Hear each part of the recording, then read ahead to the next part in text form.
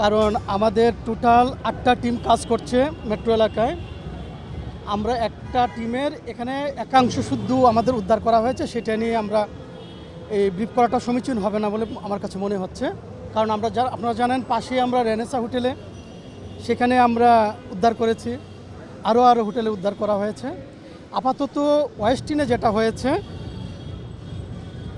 136 বোতল বিভিন্ন ব্র্যান্ডের বিদেশি মদ উদ্ধার করা হয়েছে, আর উদ্ধার করা হয়েছে 326 ক্যান বিয়ার।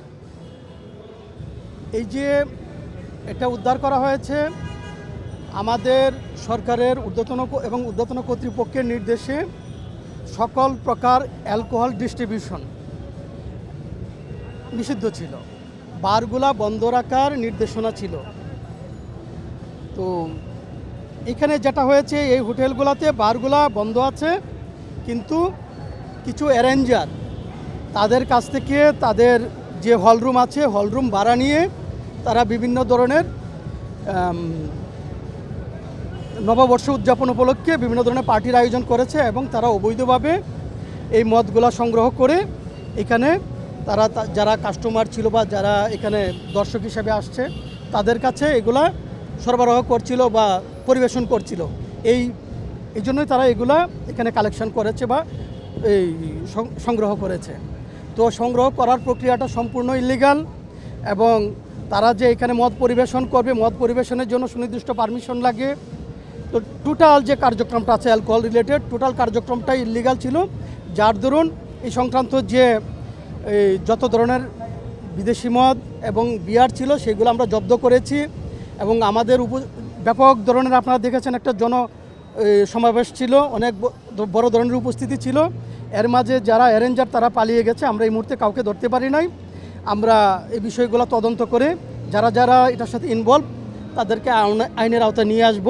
আর আমাদের টোটাল কার্যক্রম যে 8টা যে টিম তারা যে যে কার্যক্রম করেছে সবগুলো নিয়ে আগামীকাল আমাদের একটা ব্রিফিং করা হবে। কোন কোন এলাকা আপনার? টোটাল মেট্রো এলাকায় আমাদের 8টা টিম কাজ করেছে। তাদের সার্বিক কার্যক্রমের সার্বিক পরিস্থিতি আমার জানা নেই, সার্বিক তথ্য আমার কাছে জানা নেই।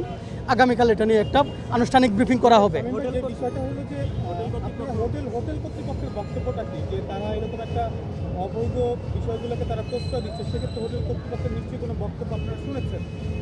আমাদের হোটেল কর্তৃপক্ষকে আমাদের টোটালি নিষেধ করা ছিল। তারা যদি কেউ কারোর সাথে এই ধরনের চুক্তি করে যে এই ধরনের অনুষ্ঠান আয়োজনের বিষয়ে, তো সেখানে তারা অবশ্যই অ্যালকোহল নিষিদ্ধ করে চুক্তি সম্পাদন করবে।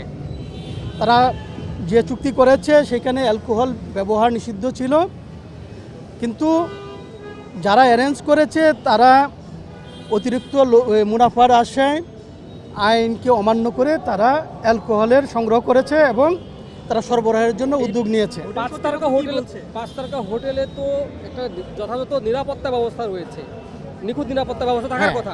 এই নিরাপত্তা ব্যবস্থা উপেক্ষা করে যে এই ভেতরে যে অবৈধ জিনিসগুলো ঢুকলো, সেই বিষয়ে নিরাপত্তা দায়িত্বে যিনি আছেন তাকে আপনারা প্রশ্ন করেছেন কিনা বা হোটেল কর্তৃপক্ষ? হ্যাঁ, এই বিষয়গুলো আমরা সব বিষয়ে তদন্ত করে জিজ্ঞাসাবাদ করে যারা যারা লায়েবল সঠিক সেই ব্যক্তিকে আমরা আইনের আওতায় আনবো।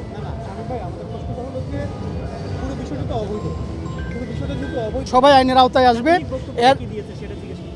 না, তাদেরকে এই মুহূর্তে কোনো করা যাচ্ছে না। তো তাদেরকে আমরা পরবর্তীতে যে জিজ্ঞাসাবাদ করে যারা যারা লায়েবল হবে তাদের প্রত্যেককে আইনের আওতায় আনা হবে। ছাড় দিবেন না, বিষয়টি কি এরকম? না, আইনে যারা যারা দায়ী হবে কাউকে ছাড় দেওয়া হবে না। মামলার বিষয়টা কি হবে? হ্যাঁ, নিয়মিত মামলা হবে। প্রক্রিয়াটা কি হবে? এটা হচ্ছে আমরা আরও এটা বিষয়টা খতিয়ে দেখব। যারা যারা রিলেটেড থাকবে তাদেরকে আপাতত আসামি করা হবে। এরপর এই বিষয়টা হয় কি, মামলা হওয়ার পর তদন্তকারী কর্মকর্তা নিয়োগ করা হয়, তিনি আরও বিস্তারিত তদন্ত করে প্রতিবেদন দাখিল করবেন।